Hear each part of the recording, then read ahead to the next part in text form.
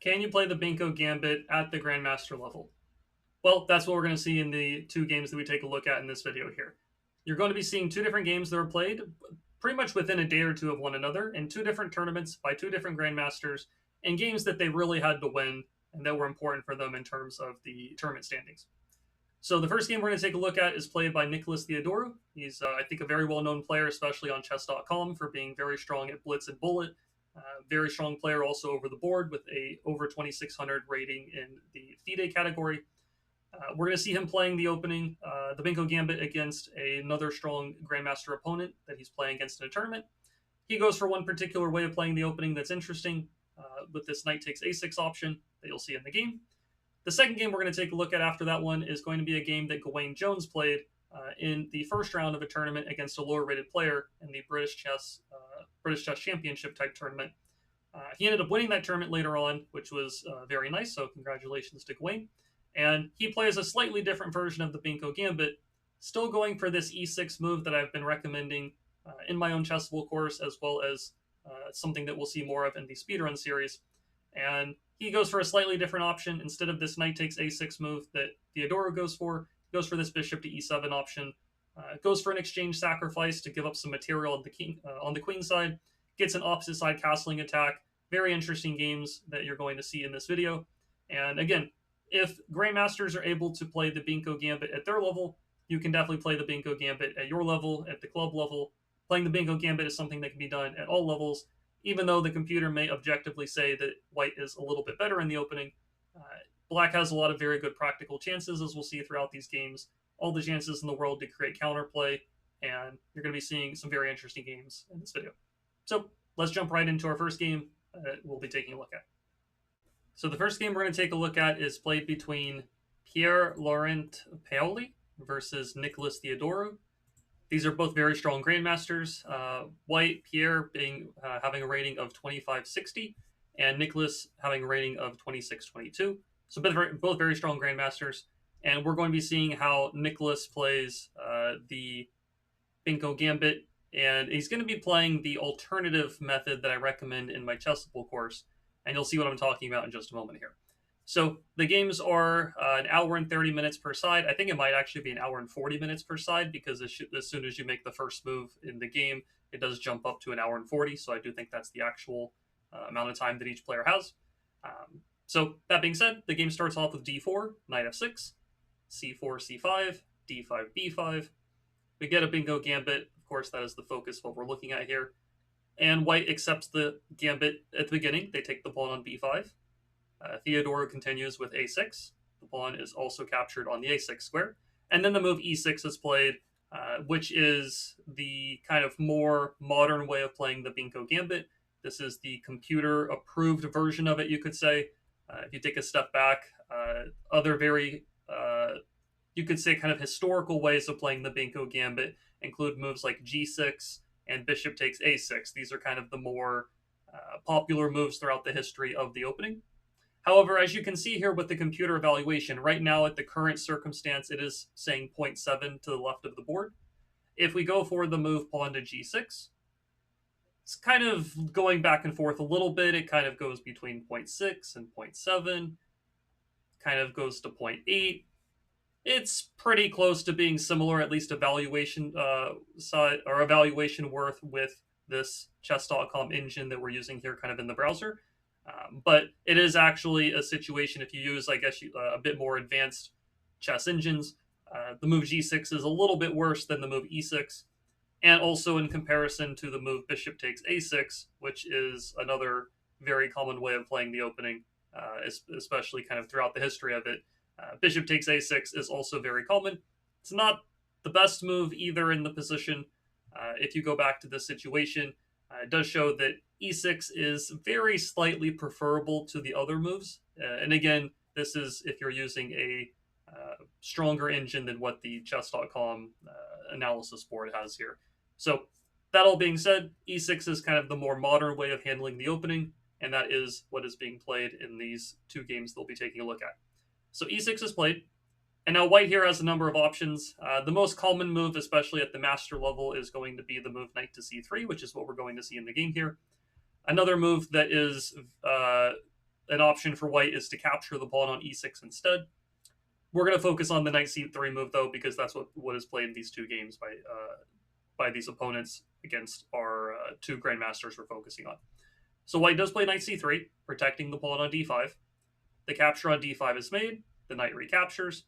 And in this particular game, we're going to see one of the two different ways, or one of the two common ways of playing in this position, which is the move knight takes a6. I think if you look in the online chess-based database, this is the second most common move at the master level by a very, very slim margin. There's about, I think last time I checked, it was maybe like a 20 or 30 game difference between knight takes a6 and the other move being bishop to e7, which is another move that's available, or one of the possibilities in this position. Generally speaking, you don't want to make the trade on d5 right away in this circumstance. If you do go for the capture on d5 immediately, white takes back. They do attack the rook in the corner. Black's best move is to play knight to c6 here. You don't really want to take with the rook right away and walk into this queen e5 check. This would simply lose a piece, which is very bad. So you have to play knight to c6 to block off the attack. And white has ways of working around this position. There will be circumstances that we'll see throughout these two games where it is good to capture the knight on d5 and make that trade, but you usually want to hold off on doing it for a move or two before you get, you want kind of like a better circumstance. So rather than making the trade on d5 right away, what is played in the game is the move knight takes a6. And in the other game that we'll take a look at a little bit later on, the move bishop to e7 is played instead. So these two different moves here with knight takes a6 and bishop to e7, these are two of the main continuations, you could say, on how to play from this position. In my Chessable course, I had bishop to e7 as being my main recommendation, and then I gave knight takes a6 as an alternative option. That being said, I think they're both very good. They do take the games in different directions, as we'll see, but it's a little bit of different preferences for the different players. We'll see. Okay, in this particular game, knight takes a6 is played, and white goes for the move bishop to g5, which is one of the most common continuations for white in this type of position. Now, what you can see here from the time below, and I guess below Pierre and above Nicholas here in terms of their the timing they've used in the game, you can see here on this move with bishop to g5, white took about 6 minutes to make this move. So I'm going to assume that white was a bit surprised by this knight takes a6 option. It is a little bit less common, as I said, compared to the bishop to e7 move in the first place. If we also back up even a few moves earlier, even right after the move e6, we can already see that white started to think for about a minute and a half before playing the move knight to c3. So I'm going to assume that white was already caught a little bit off guard in terms of the opening variation that Theodoro decided to go for in this game. As I said, e6 is the more modern way of playing, but it is also a much less common way of playing historically compared to the g6 and bishop takes a6 options. So white is already a little bit out of their opening book, I would say, based on the time usage. They spent about a minute and a half on knight c3. They did recapture the pawn on d5 pretty quickly, but then they thought for about 6 minutes before playing bishop g5, even though bishop g5 is one of the most common moves in the position. Now, in this particular position here, Theodoro goes for a move that is probably not the most precise option in the position. He goes for the move rook to b8. You can already see the computer giving it a little bit of a dubious mark here. And the computer evaluation does slightly move in white's favor more than it already was. The move that I recommend in my own course personally is to go for the move bishop to e7 here. You break the pin, you protect the knight on f6 a second time, or I guess technically a third time. You don't want to let white take the knight and mess up your pawn structure. Usually white will capture on e7. It is pretty much their best move in the position. Black will recapture with the queen. And here black has a number of different ideas in this position. The main threat that white needs to be careful about is black playing the move queen to e5 in this position. This would attack both the bishop on g5 as well as the bishop on g5 as well as the pawn that's on the b2 square. So for instance, if white plays a move like e3, queen to e5 is pretty good. You're forking the bishop, you're forking the pawn. If white does make the trade, black takes back, the pressure on the pawn is still there. And I've actually had quite a few games in online games that I've played where white plays queen to d2 to guard the pawn. black goes rook to b8 to attack the pawn. And the best move for white here is to play rook to b1, but I've actually had a lot of players play the move queenside castling, which does defend the pawn. But as you can see, the computer evaluation goes dramatically in black's favor, because black can now follow up with the move knight to b4, attacking the a2 pawn. And if white plays bishop to c4, you've already got moves like pawn to d5, which is very dangerous for white. They're not able to win the piece because now you would be able to deliver checkmate when the queen is off the d2 square. So bishop c4 kind of walks into danger, and pawn to a3 seems like a reasonable move to attack the knight and kick it backwards, but instead of the knight moving backwards, we actually jump forwards. We play knight to a2 check, king goes to c2, then you can start capturing the pawn on b2, and if the king goes to b1, the knight swings back to the c3 square, taking advantage of the pin on the b pawn, and white is losing material in this position. And I've had quite a few online blitz games go this way. White can get into a lot of trouble very, very quickly here. So that's my personal recommendation. I will also point out, instead of playing e3, white's best move is to play knight f3. And after knight f3, I believe I recommend the move, I think rook to b8 right away, or maybe it's kingside castling first. I think it might be castling first. And then usually you'll go for ideas like h6, rook b8, if white doesn't take the knight, maybe one day you play knight e4, the knights jump around a little bit. You are down a pawn. That is the nature of the Benko Gambit, based on the way the opening goes. But black has a lot of piece activity. Right now we have a lead in development. We're castled faster than white is. And you also have the ability to start pushing multiple pawns towards the center of the board. So objectively speaking, white is a little bit better, but practically speaking, I think black has pretty good chances to start counterplay and create trouble for white in these types of positions. That all being said, so that's not the option that Theodore went for in the game. He went for the move rook to b8 right away. And this ends up having the drawback of allowing white to capture the knight on f6 and double our pawns in this position. Now, part of the question for white is, how should they capture the knight? Do they take with the bishop?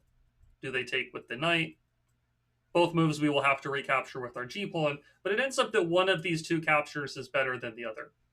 In the game, white did not go for the better of the two options. They played the move knight takes f6. And of course, once black recaptures, the problem that white kind of faces in this position here is that the bishop is attacked and the pawn on b2 is attacked. The only way to protect both of them is to bring the bishop all the way back to c1, which I will just say is not played in the game. And even if this is white's best move, it's not really a great sign if you have to completely undevelop your only developed piece in the position. Here, black can already do things like pawn to c4, look to bring the bishop out for a check, look to improve the knight, and black is actually doing totally fine in this position. You can see the evaluation bar is saying that it's like pretty much just a dynamically balanced position, not a draw or equal position by any means, but 0.1 or 0.0 in this position pretty much means that both players have things that are good for them. The fact that we're down a pawn and have a bad pawn structure means that the only way that we can have a 0 position is because of the dynamic counterplay that we have in the position that's kind of favoring black here. So that's what black has going for them here. And so white is better in the long term with the bishop pair and extra pawn, but black is better in the short term with the better piece activity. And this is essentially what happens in the game. Instead of going back to c1, white brings the bishop back to d2. We'll take a look at this in just a moment. What white should do instead is they should definitely make the exchange with the bishop taking on f6 rather than the knight taking on f6. Black would recapture with the pawn once again. And at least in this version of things, because the bishop is the one that made the capture, when we recapture with the pawn, there is no bishop on g5 that we are attacking. So white has kind of a free move here, so to speak. They do need to defend the b2 pawn, but they don't have to move the bishop like an additional time here because they traded off. They could play queen to d2 to guard the pawn. And I'm not entirely sure what Theodoro's plan was after this. Maybe he would go knight to c7 or knight to b4 to trade off white's active knight in the center. White is, at least a little bit better off in this position. A computer gives about, the more thinks it's kind of like in the 0.3, 0.4 range. So white's a little bit better, but black has active pieces, and I think black has good chances to fight in this kind of position. With that in mind, white did not make the trade with bishop for knight. They made the trade of knight for knight, and then they retreated the bishop back to the d2 square. Now, this doesn't protect the b2 pawn, so Theodoro did capture the pawn on b2. And white here plays the move bishop c3. So I think that this was their entire idea. They wanted to get the bishop to the c3 square, attack the rook, attack the f6 pawn. I'm going to assume they were under the assumption that the rook would move away somewhere. Then they would probably play something like e3, develop the bishop, the knight, get castled, and white is better in this position, at least by some margin, as you can see with the computer evaluation. But what I'm going to assume that white completely missed, in which Theodoro did a very nice job of recognizing in this position, is that the rook actually doesn't need to move, and black has a very strong move available that was played in the game, and that's the move pawn to c4, which does definitely deserve a brilliant mark here. It is completely leaving the rook on b2 undefended. It is very much free for white to capture. However, it is not free in the sense that it would be a good idea to capture the rook. If the rook was captured here, the follow-up would be the move bishop to b4 with check. The only way to block the check is with either the bishop or the queen, and in both cases, we're going to take the piece, we're going to be ahead material, and white's going to be in a ton of danger there.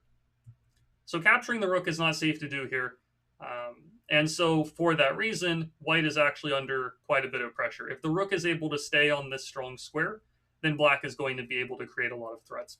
For example, if white played a move like pawn to e3, opening up the bishop to attack the pawn, black doesn't actually need to react to this threat either. They can play the move bishop to b4 to attack the bishop on c3 that's pinned. And if the bishops are traded, now the knight will take. The knight is threatening to jump into c2 with a very big fork. And if white tries to play rook to c1 to protect the c2 square, queen to a5 is playable. And white is actually completely lost in this position. This would be only 14 moves into the game, and you can see how white could very well find themselves in a completely lost position very, very quickly in the game. Now, white's a strong player. They didn't go for this capture of the rook. They also didn't play the move e3. They played the move queen to c1, which is an important defensive move. It does attack the rook a second time, so the rook really does need to retreat at this point, and that kind of allows white to fix their position slightly because the rook was very dangerous on the b2 square. So black does retreat the rook. e3 is played now. d5 protects the pawn on c4. Another interesting option that was available here is a move like rook to g8, which does develop and kind of keeps the white bishop on f1 stuck in place, protecting the g2 pawn. It's probably not a great decision for white to take on c4, allow black to take on g2. And once again, even though white's up a pawn and has the bishop pair, black's pieces are very active. The knight can jump in at the right time. The rook on g2 is strong. The rook on the b file is good. It's a very kind of odd or weird looking position in the sense that like both kings are stuck in the center. Both of them are kind of unsafe. White's got active pieces. Black's got some active pieces. Objectively, it's pretty close to being balanced. But yeah, I think black would be kind of the one having the fun in a position like this, in my opinion. Instead, though, d5 was played guarding the pawn on c4, which makes a lot of sense. White developed their knight. Black did play rook g8 now. g3 was played. And now knight to c5 was played. So you can kind of see these marks, they get a little bit of these dubious marks. There are other moves that are maybe slightly better, but, I think the computer is being a little bit harsh here. g3 seems pretty reasonable in my mind, and knight to c5 also looks very logical. So bishop to e2 was played. White would really like to castle the king in this position. They really just want to get the king away from the center of the board. But black does a nice job of preventing this with the move bishop to h3. Now the king is stuck in the center, just like black's own king is kind of stuck in the center. And it's pretty much an all-out fight at this point to see who's going to be able to do a better job of attacking the other player. Now, black also has a very big threat in this position. If black got a free move here, like let's say white just played, I don't know, what would be a passing move? Bishop d4, just as an example. Here black would be able to play the move bishop g2, attacking the rook and the knight. The rook moves away. We capture the knight. And if white does recapture with their bishop, knight to d3 check would fork the king and the queen, and this would be very, very bad news for white. So instead of that, white played the move knight to d4. They get the knight off of the f3 square, so now bishop g2 wouldn't be attacking the knight. Black continues with the move knight to a4, putting pressure on the bishop that's on c3. a3 is played. The computer kind of prefers the move knight to e4 here a little bit. I guess it makes some sense. You put the knight a little bit more in the center rather than being on the edge of the board, and maybe the knight can contribute to helping attack the f2 pawn in some circumstances. But okay, knight a4 also looks very logical. The queen comes out to the b6 square. Bishop retreats to e6. And we can see here that even though, black is not necessarily playing the best moves in every position, black has a very pleasant looking position, I would say. The pieces are active once again. The rooks are both on half open or fully open files. The knight's pressuring the bishop on c3. The bishop on f8 is ready to jump in the game at the right moment. The a3 pawn needs protection. White's pieces are not really all that fear-inspiring in this position. I think black is doing pretty well here, even though white is also rather solid in the meantime. So white goes bishop g2, and black goes for a very important exchange of pieces here. If given the chance, white would really just like to castle the king in this position to get the king away from the center of the board. However, black does have the opportunity here to make the exchange of pieces on c3, and then play the move queen to b2. And what ends up happening here is that even though black is still down a pawn in this position, I'm sorry, they're not down a pawn anymore in this position. We took the pawn on b2 earlier on, so we actually have not been down a pawn in any of these positions. But the nice thing is when we have equalized the material, even sometimes when you're down a pawn, there's many situations with the Benko Gambit where in-games will actually tend to favor black more than they will tend to favor white, even if you're down a pawn sometimes. The reason behind that is specifically in this case, we have a passed pawn on the c4 square. If the queens get exchanged, this pawn on c4 becomes a very strong pawn that can start advancing down the board. And also, if the queens get exchanged, our king being stuck in the center of the board doesn't really matter all that much. It's much less likely or much more difficult for the opponent to attack us in the center if the queens come off the board. So queen to b2 is a nice kind of way to force an exchange of queens, and then it's going to be black who has the better winning chances. Despite having the worst pawn structure, black has the bishop pair, the passed pawn on c4, and the better winning chances at this point. So white does exchange the queens. They do get castled. Black brings the bishop out to put some pressure on the knight. White defends the knight on d4. The king centralizes a little bit more than it was on the e8 square. Also, now the rook on g8 can swing over to the a8 or b8 squares, and the rook is going to look to activate itself very quickly. White plays rook c1. Black moves the king over. a4. Again, in my opinion, the computer is being a little harsh here. The moves white's playing look very logical to me.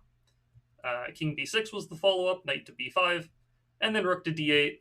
White was threatening to win the pawn on d5, so black needs to protect that. And really, black's game plan, as we're seeing here, is really just to kind of waltz the king up the board, put pressure on the a4 pawn, eventually look to push the c pawn at some point. And it's really black who has all the winning chances in the world in this kind of position. Again, even though our pawn structure is a little bit worse, the king activity, the piece activity, like this is all in black's favor. Now, I do want to also point out real quick, it looks like white has a tactic to capture the pawn on c4, taking advantage of the pin on the d file. However, capturing the pawn on c4 would be a huge blunder. Black would be able to take the rook. White takes our rook. Looks like we're down a pawn. But now the back rank is exposed. Rook to b1 check.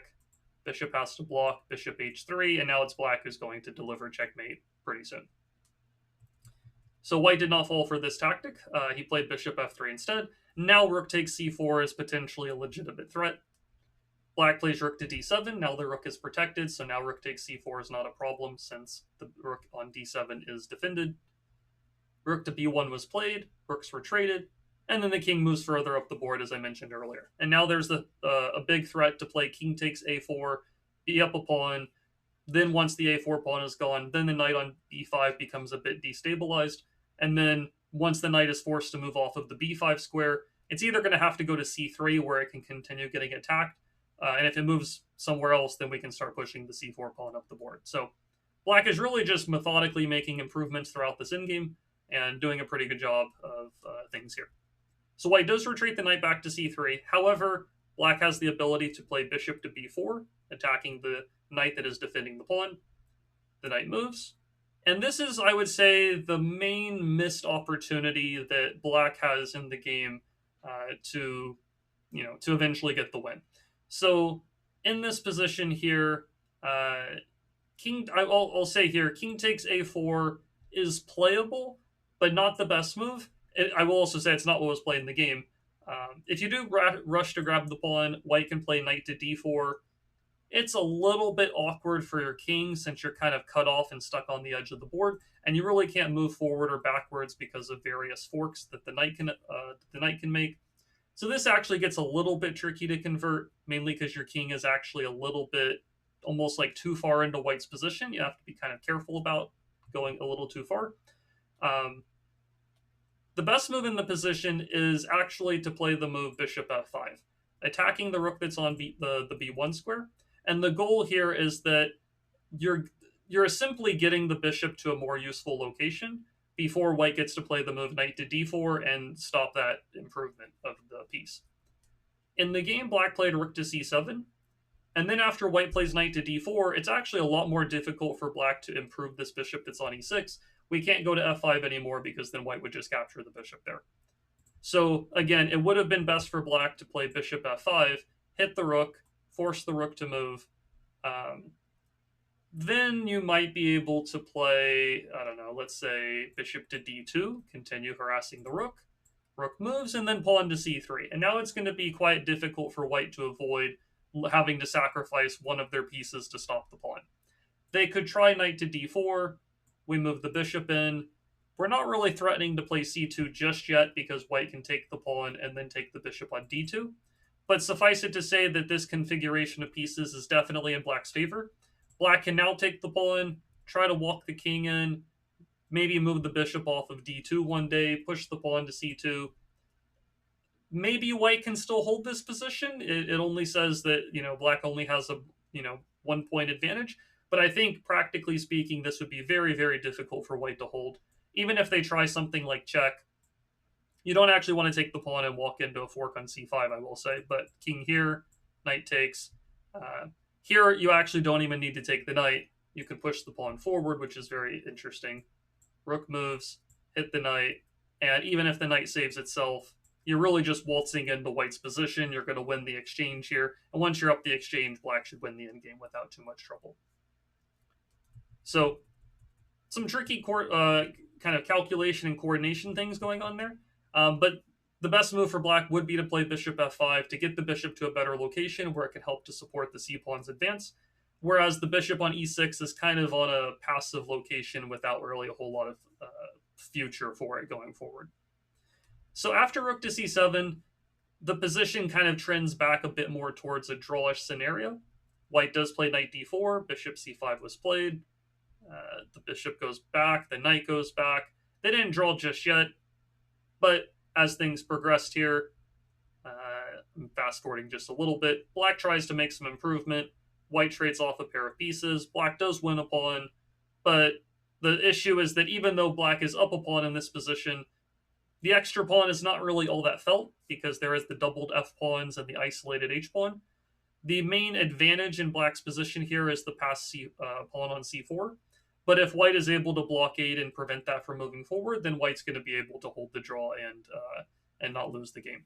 Also, now that they reached move 40, which happened just a few moves ago, as you can see with the clock situation, when black played their 39th move, white has 2 minutes on the clock, black has 3. It's a very tense situation time-wise, but as soon as both players play their next moves, you can see the clock jump up.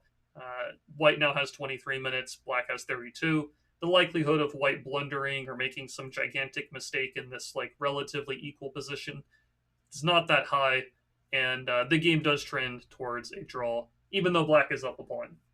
So as things progress, a little bit of back and forth here. Black really tries to win by playing king a3. You can see here that he thought for about 6 minutes before making this move. And then white actually all of a sudden is a bit better after this king to c3 move, because now rook to a1 checkmate is a threat. And now it's actually black who has to fight for the draw. So black does backtrack. White plays e4. Pawns get traded. Bishop moves away. White was also threatening, aside from the bishop, they were threatening rook a1 checks at the right time. And then here, white misses kind of their main opportunity to potentially win the game or have more of an advantage.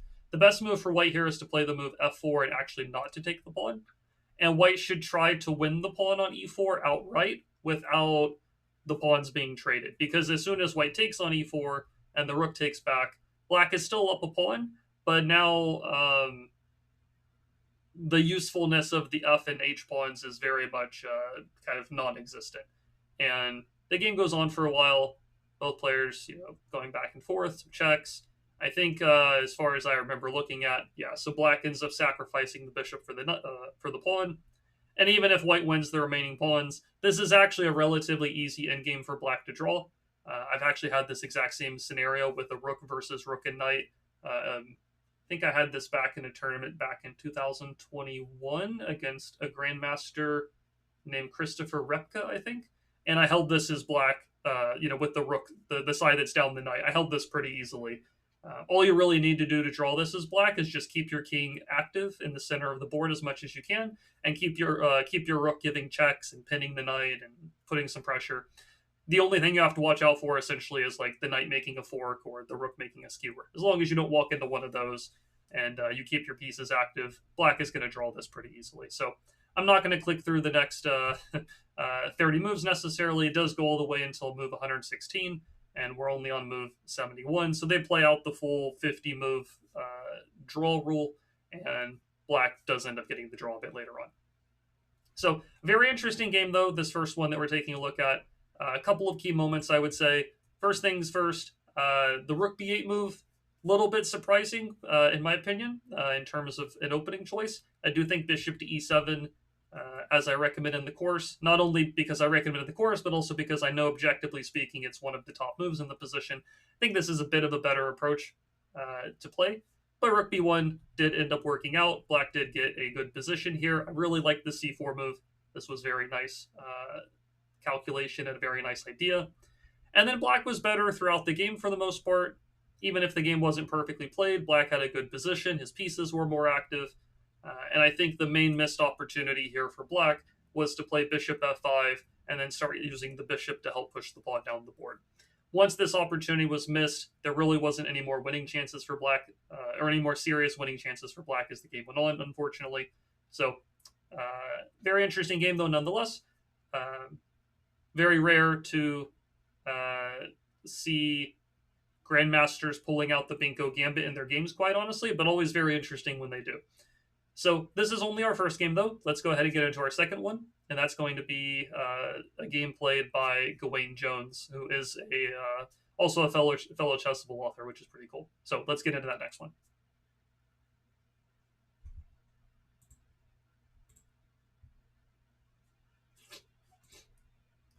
Okay, so we're here in the second game. This is between Declan Shafi versus Gawain Jones.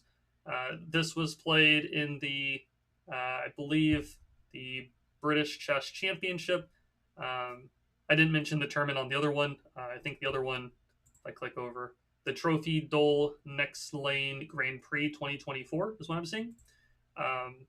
And yeah, I will also mention, I didn't say this in the last one, but at the time of the game, which was the 8th round between these two players, white had 6 out of 7. Theodoro had 5.5 out of 7. So this was definitely a very serious over-the-board game. This wasn't a rapid game or a blitz game. This was, a very serious moment in the tournament where black pulled out the Benko Gambit, trying to win the game. Did have very good chances to win the game at some point, but did end up getting the draw. So this next game, though, between Declan Shafi and Gawain Jones, this is played in the very first round of the tournament. And let's see how this game goes. So Shafi is quite a bit lower rated, about 400 points lower rated than Gawain Jones is. That being said, Jones choosing to play the Benko Gambit in the first round of a tournament in order to try to have the highest winning chances really tells you something about the opening. He's not playing something super solid. I'm also a little surprised that he's not playing his kind of pet King's Indian defense, which he's very well known for. He decided to play the Benko Gambit, so that's telling you that the opening can be very powerful and good to have in your back pocket.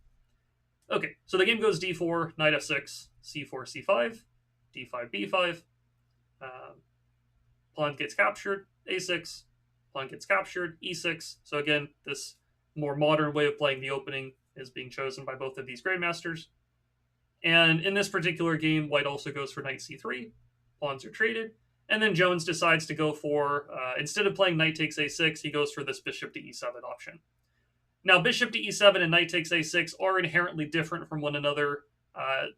You might think that there's some kind of similarities or crossovers between the two. We did actually talk a little bit in the previous game about if white plays bishop g5, then we play bishop e7 is what I was discussing a bit.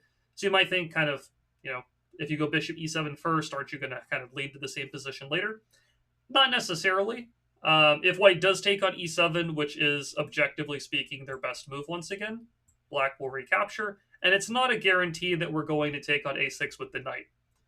There are actually quite a few interesting situations here where we may take with the rook, and you will actually see Jones go for that a bit later in the game. And even in some cases, we're looking to make an exchange sacrifice to give up material and try to, keep the opponent's king in the center. We'll see this in the game, but this is one of the options that's available for white. They could take on e7 if they wanted to. If they don't take on e7, then black is a little bit closer to the idea of trading knights on d5. And even without taking on a6 with the rook, there are also some scenarios where maybe the bishop will take on e6 or take on a6. Okay, so bishop e7 was chosen in the game. Okay, so in this situation, instead of taking on e7, Jones' opponent decided to go for the move bishop f4. And we can see here that the computer gives this the kind of mistake notation here. And bishop f4 has some logic behind it. White is threatening to play knight to c7 check, forking the rook and the king. Clearly, we don't want to allow this. The problem with bishop to f4, though, is that it really does just allow black to execute their idea of trading knights on d5 in a more favorable circumstance. The bishop is usually not very well placed on f4 in most circumstances. Usually it's better for the bishop to either come all the way out to g5 or to stay on c1 for a while. Usually somewhere in the middle is a little bit of a gray area for the bishop in this type of opening. And so that is kind of part of the problem that white will run into, as we'll see with the bishop being on f4. Again, objectively speaking, white should be capturing on e7. But okay, this opponent here, I think, again, if you look at the time that's spent by both players, you can clearly see, I will mention this game started off with 1 hour and 30 minutes per player. White is playing their first kind of set of moves relatively quickly, but after the move e6, you can already see right here, this is about a 9-minute thing, 9.5-minute thing with the 30-second increment. So white is already thrown off by the opening, and this is one of the big benefits of this version of the Benko Gambit is that your opponents simply won't be prepared for what to do, for what they should do against it. As I mentioned in the first game, kind of at the start of it, most opponents are much more used to g6 and bishop takes a6. These are the two moves that people, if people are playing d4 and they're playing against the Benko Gambit, these are the two moves that they're familiar with. They know what to do against these. They know the setups they like to go for. They know the organization of pieces they want to go for. But e6 is a much more modern, more rare approach to the opening, but still fully supported by the computers. So if you do play this in your own games, regardless of what rating level you're at, you can see here that even in the Grandmaster level, we were seeing that white in the previous game was still using a lot of time in the opening because he was kind of caught unaware and wasn't really sure what to do. If that's the case for Grandmaster players, then that's going to be much more the case with the average club level player. Your opponent's going to have no idea what to do against this e6 move. So white here in the game thinks for about 9 minutes. And then here after bishop e7, he thinks for an additional about 10 minutes or so on the move bishop f4. So Jones already has a 20-plus minute advantage on the clock here, which is a very nice thing. So very important here, in order to stop the threat, we don't want to start playing passively. You don't really want to play knight takes a6 to guard the c7 square, because now white would take on e7, and then, the bishop being ready to jump into d6 at the right time is quite annoying for us. This is a slightly worse version of things than we'd like to avoid this version of things, I'd say. The best move here is to trade knights, which is what Jones went for. Queen takes. Now we play knight c6. And then after the move e4, Jones decides to castle the king. White develops the knight. And here let's kind of say here, based on the time as well, I will point out, after white played bishop f4, Jones thought for about 5.5 minutes or so before playing knight takes d5. And I'm pretty positive, I didn't double check this before starting the video up here, but I'm pretty positive that I have the move bishop f4 in my course. So quite honestly, I don't know if either one of these players were referencing my course at any point in their preparation, which would be nice to think, or if they were kind of doing this on their own analysis. I'm not really sure. I don't know either of the guys to ask. I would like to think that maybe they were, but who knows?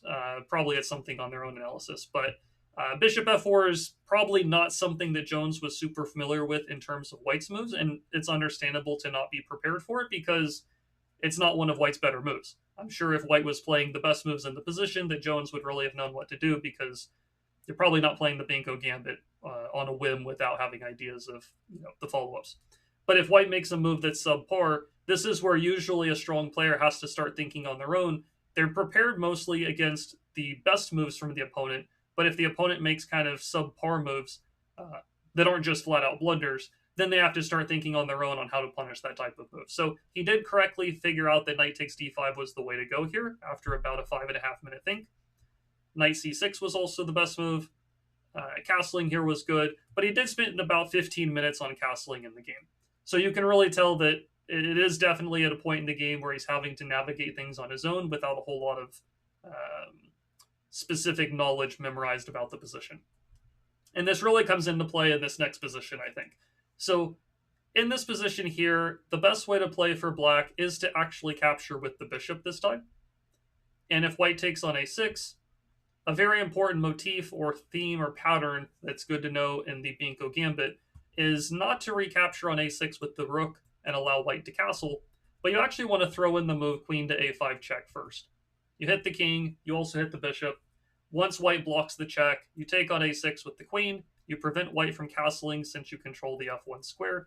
And even if you do lose the pawn on d7, you can play something like bishop f6 here, and black is actually completely winning in this position despite being down 2 pawns. The main problems that white is going to run into is rook to e8 will hit the e pawn, the bishop hits the b pawn, the king can't castle either direction. If they do castle queenside, they'll lose the a2 pawn. The other rook is going to come to the d8 square. Black's pieces are just much, much more active than white's pieces are. The rooks specifically are going to be a big difference between white and black, and the computer here gives black like a -3 advantage already on like the 14th move of the game. So again, this is an opening where objectively, if white really knows what they're doing, white is going to be okay. But you can see here that quite strong players could easily run into trouble if they're, playing inaccurately or not exactly knowing what to do. And players will generally not know what to do, as we're seeing, because this is a much more rare and unexpected way of playing the Benko Gambit. So you've got the surprise factor on your side, you've got the practical advantage, I'd say, on your side, and then especially if you're also studying the opening and the course well and analyzing things well on your own, then you're also gonna have kind of the theoretical advantage on your side. So now in the game here, instead of taking on a6 with the bishop, Jones goes for the moves. He goes for the move rook takes a6, which is not the best move in the position, but it is a move that does occur in this variation. This is not necessarily Jones having kind of a moment of inspiration at the board. This is a move that is known in this particular opening variation where black plays the e6 Benko Gambit. I do think it's a very interesting option in this specific moment, but nonetheless, it's not the absolute best way to play. I will point out that what could have potentially happened in this game is that Jones might have been, and I don't know Gawain Jones by any means. I'm kind of just guessing here a little bit. But what could have happened here is that there are other variations within the bishop e7 setup of things where rook takes a6, sacrificing the exchange, is the best move to play. So I'll point out here, if white did trade on e7 earlier in the game, I already had mentioned that rook takes a6 is a possibility at the right time. let's say, for instance, white plays e3 here. We castle. White plays knight f3. Um, let's say black plays rook to d8, I believe. The bishop goes to e2. I think here, I might be getting things slightly mixed up myself, but I think here that rook takes a6 is one of the options that works in this specific position. And the reason that rook takes a6 works here is because if white does capture on a6 and black recaptures with the bishop, you can already see the computer evaluation now being in black's favor. White is no longer able to castle their king. Black is going to be able to play moves like knight to e4, d5 to d4, maybe even the queen jumps around and starts to create some danger. The other knight can develop, especially if you can ever get a knight into the d3 square. That's going to be incredibly strong as well. So this is actually a position where black is down a pawn and down the exchange, but objectively black is better, which is always a very cool situation to find yourself in. The main difference is, again, the piece activity and the king safety. And sometimes players will have a tough time kind of rationalizing these positions where, a lot of players are kind of overly focused on the material part of things that's on the board. Oh, I'm down the exchange and I'm down a pawn. I'm down 3 points in material. This is bad. But you also have to look at other factors in the position, which is very important. What other things are going on here? Yes, we're down 3 points in material, but our king is safer. White can't castle. Our pieces are going to activate much quicker than whites are. We can play d5 to d4. We have a space advantage. There's weak light squares in white's position. It's actually a position that would be, in my opinion, pretty fun to play as black. It doesn't mean you're going to win the game in the next handful of moves and just mate white. Not necessarily. If they do mess up, it is entirely possible. But it's a position where black is kind of the one playing for the win, and white is the one that's on the back foot. White's the one kind of having to, throw up the arms and block all of the punches that are incoming. And it's a lot easier said than done to defend these types of positions well in white shoes. It's more likely that white will make a mistake than black will make a mistake in these types of scenarios, in my opinion. That being said, though, this is one of the options that is available in a slightly different setup of the position. It is actually not good for white to capture the rook in this case. The best move for white is to play kingside castling. And then you can do stuff like rook to d6, queen moves, I think knight to e4, swing the rook over, develop the bishop, and you can definitely start to get some dangerous attacking chances over towards the opponent's king. I think the computer is being a little bit harsh with the evaluation here. I might also have slightly altered the move order in some ways, but I'll show an example on the screen for my course where rook takes a6 is a good move in the position. I might have a different move order that I show in the course or something like that. But yeah, I think that this is what Jones is kind of leaning towards or trying to replicate in the game. But it does end up in this specific position that bishop takes a6 and then queen a5 check is going to be a better version of things, whereas rook takes a6 is not as strong in this type of position. That being said, as we'll see in this game, you can still get a position that's maybe not so great objectively speaking when you're playing the Benko Gambit, but you're always going to have some practical chances to create trouble for your opponent if they're not careful. So first things first, white doesn't even take the rook in the game. White played the move bishop c4. If they had taken the rook, it could still be quite dangerous.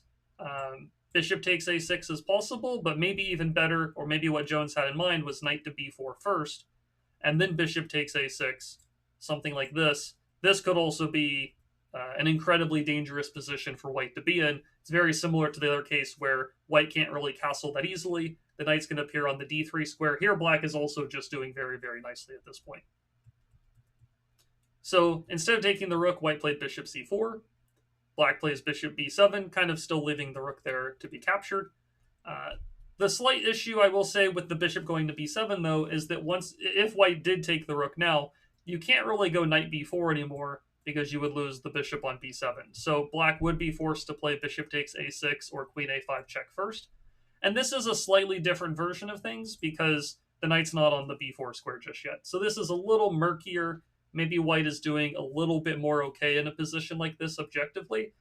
But I still have the feeling that black is having all of the fun in these kind of positions here. Black's going to move the queen to a5, take on a2, swing a rook over. I think black is the one that's having a more enjoyable game. Okay, so white played queen d2. He still didn't take the rook on a6 yet. And then Jones played knight to a5. So this move is kind of forcing white to take the rook, but unfortunately the knight's not really on a great circuit anymore. The knight would really like to, like, once the rook does get captured, the knight would really like to go back to the b4 square, so back to c6, then to b4, then to d3. But now the knight on a5 is kind of farther away from the, you could kind of call it like the promised land of the d3 square. And so I don't think this knight a5 move ends up being all that great. I think in retrospect, a move like rook a4, attacking the bishop and the pawn behind the bishop, is a bit better. And if white goes bishop d5, then you can play bishop a6 and stop castling. So that might be a better version of things. And if white goes b3, an interesting option here is actually still to play bishop a6. If you're really wanting to sacrifice the exchange, this is another way of trying to do it. If they do take the rook, you take on c4, and your knight is still on the c6 square, so you're a little closer to this knight b4 to d3 type of maneuver that's more useful in the grand scheme of things. But as I said earlier, even with some mistakes being made in the opening for both of these players, they're still going to have very good winning chances as the game goes on. And you might be a little surprised to see that, considering white has over 2-point advantage in this position. But we'll see how things can change pretty quickly if white makes a mistake. So white does take the rook, black takes back. White decides to castle queenside. Looks pretty risky, but objectively at the moment it is safe to go for. Black goes queen b6. The threat now is to play something like knight to c4 and put pressure on the queen and the pawn. Rook over to c8, bishop to c4. Again, it's very easy to look at the computer here and say, oh, +3 advantage for white. They're just much better, easy to win. But I think when you're playing the game in white's shoes, it's not feeling so simple, quite honestly. For example, in the game, white plays queen c3. It's not the best move. It does still lead to white having the advantage, but it's a little bit of a trend in the wrong direction.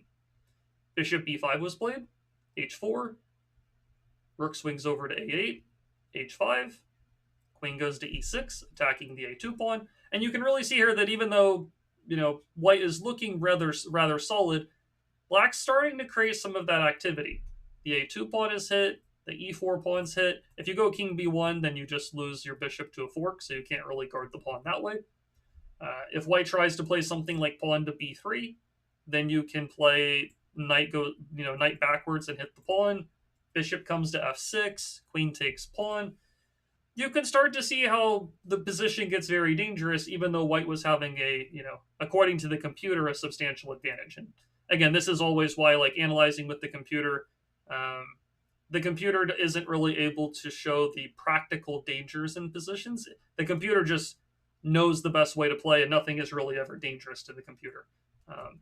But I think as a human here, this position starts to get kind of uncomfortable. So white did continue with h6. They are threatening checkmate on g7, which is the best move. f6 was played.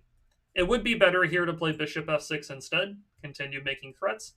And if white plays e5, you can actually just retreat the bishop to e7, and now the queen is blocked off from the pawn. So I think this would have been a better way of doing things.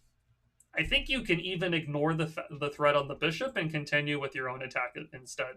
Something like this, checking on b3 and then rook a3. Something like this does occur in the game a bit later, as we'll see, but this could have been maybe like a faster version of making it happen. So Jones goes for f6. He plays it a bit safe, and white makes a big blunder. It's not a blunder because they're hanging a knight. First of all, if you take the knight, you're going to get checkmated, so don't get greedy for the knight in this position. But the mistake here that white's making is that they allow the pawn to be captured on a2.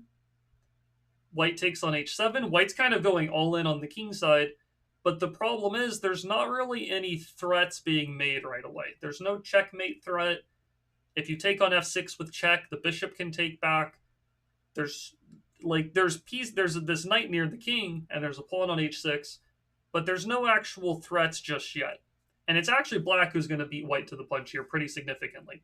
So you can see here how pretty much, computer gives 2.5-point advantage. The advantage is based on white playing b3. This is white's best move in the position. The computer will jump around a little bit as you let it think.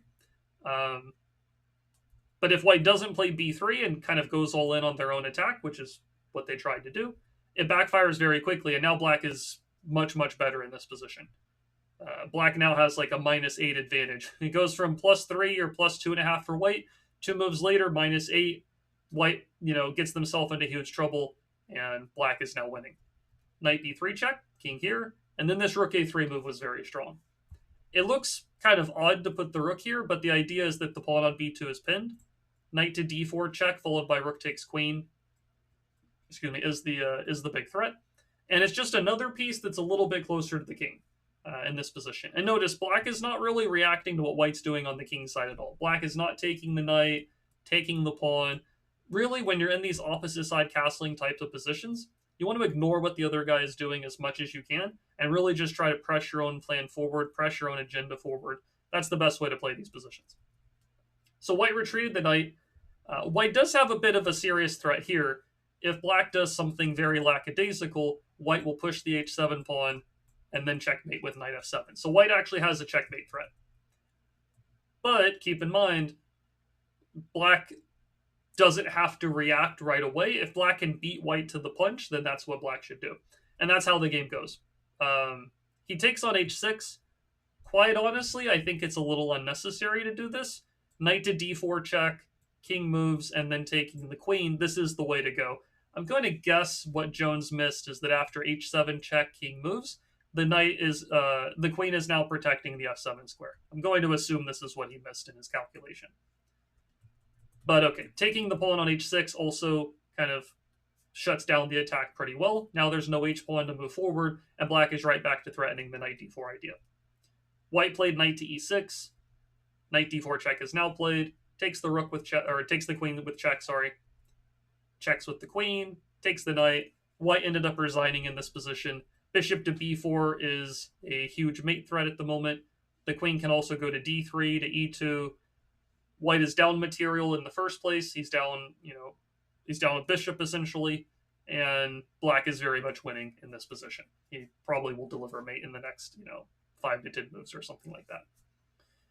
So yeah, very interesting game. Objectively, black made some mistakes along the way in the opening phase, but still had very good practical chances. Despite, if you only looked at it with the computer, you'd say, oh, white should have won the game. They had a +2 advantage.